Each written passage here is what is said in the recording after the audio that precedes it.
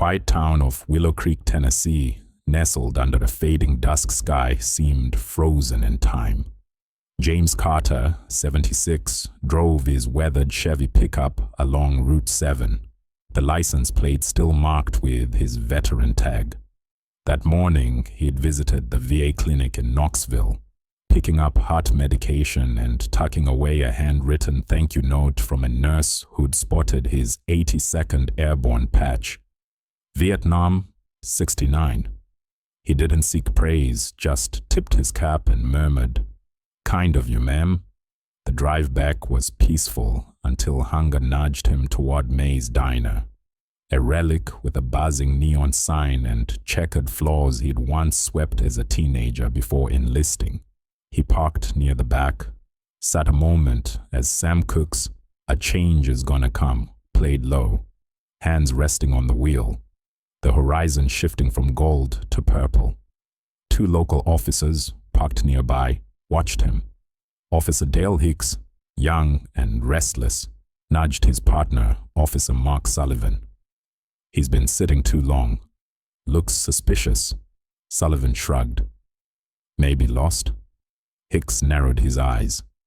"Or hiding something. That jacket's too official for an old black man." They didn't recognize the insignia or care about the plates. All they saw was someone out of place.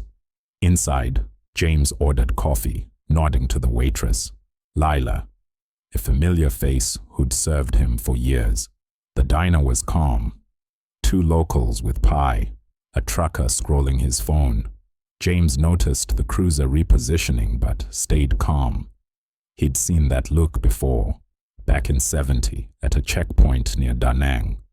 Stepping outside at 7:45 p.m., the autumn air bit sharp. He adjusted his jacket, reached for his door. "Hey, sir," Hicks barked. "Step away from the vehicle." James turned slowly, hands visible. "Evening. Everything all right, officers?"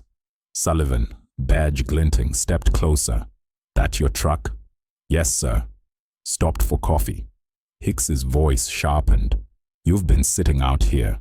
What's in your jacket?" James raised his hands slightly. "Just memories from a Cold War."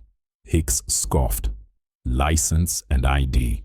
Moving carefully, James pulled out his wallet, handing over a faded military ID. Sullivan glanced at it. "Nice print job. Buy this online?" James blinked. "I served the 82nd Airborne, Vietnam, Bronze Star." Paperwork's in the glove box. Hicks circled the truck. Back of the car, hands flat. "On what grounds?" James asked, voice steady. Sullivan grabbed his arm, Hicks cuffing him. James didn't resist, but his words cut through. "Call the number in my phone labeled Pentagon." "Do it now." They laughed, shoving him against the hood. Lila rushed out, apron flapping. "Dale, stop. He's a vet. I've seen his ID." Sullivan waved her off. "Back inside, ma'am." A teenage girl filmed from the gas station. Truckers watched, arms crossed. James met Lila's eyes, silent gratitude passing between them.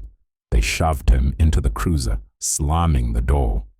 Inside, leather creaked as Hicks and Sullivan high-fived. James sat straight, wrists burning, gazing at Ruby's neon fade. His phone, locked on a photo of him and his late wife outside Fort Bragg, stayed untouched. "Before you get proud," he said calmly, "call that number." The woman who answers reported to me. The laughter died. At Greystone PD, fluorescent lights buzzed as Hicks marched James in. The desk sergeant slid a clipboard over. "Impersonating a vet," Hicks muttered. James stayed silent, cuffed to a metal chair, jacket tossed aside. Sullivan lounged, boasting. News gold. Then Chief Ray Dawson entered, sleeves rolled, holding James's wallet.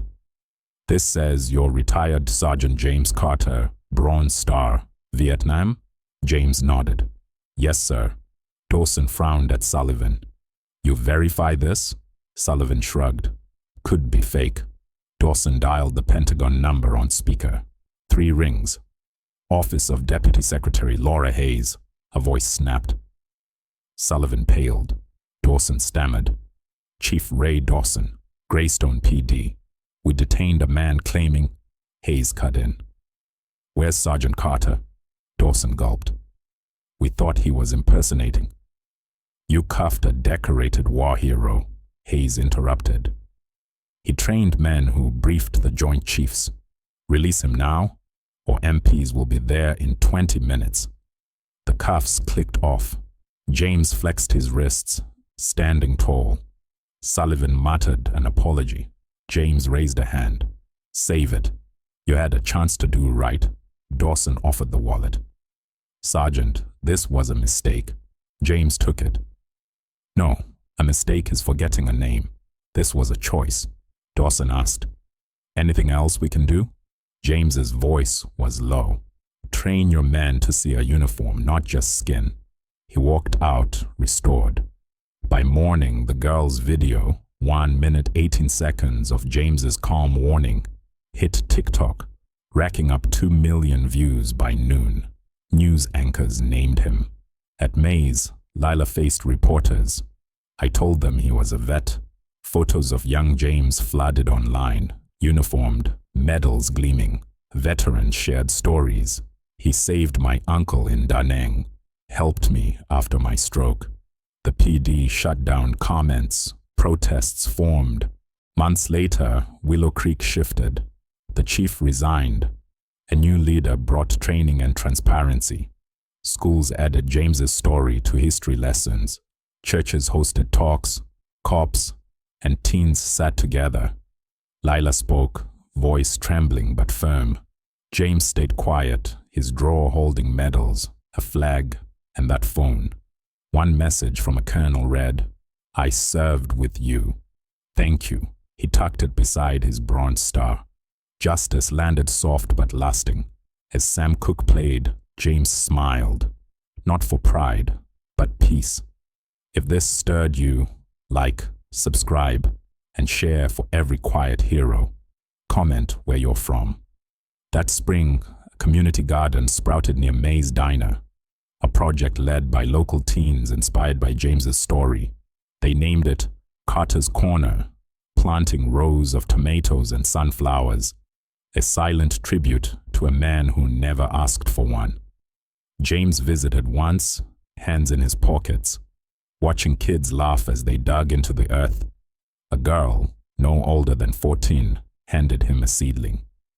For you, sir, to grow something new. He took it, nodding, and later planted it by his porch, where it thrived despite the rocky soil, a quiet mirror of his own endurance. One evening, a bus rolled into town, unloading a group of veterans from across Tennessee. They'd seen the video, tracked him down, and came with stories of their own. Men and women who'd carried burdens in silence, just like him. They sat on his porch, sharing coffee and memories, the air thick with laughter and the weight of shared history. James listened, offering a rare story of his own. A night in '69, when he sang to a wounded comrade under fire, keeping him alive with a lullaby. The group fell silent, then clapped. Not loud, but enough. He didn't need more. Their presence was his reward. As summer faded, James kept his routine. Morning coffee, porch sits, letters to the lieutenant. The world moved on, but his light burned brighter, a beacon for those who'd learned to see.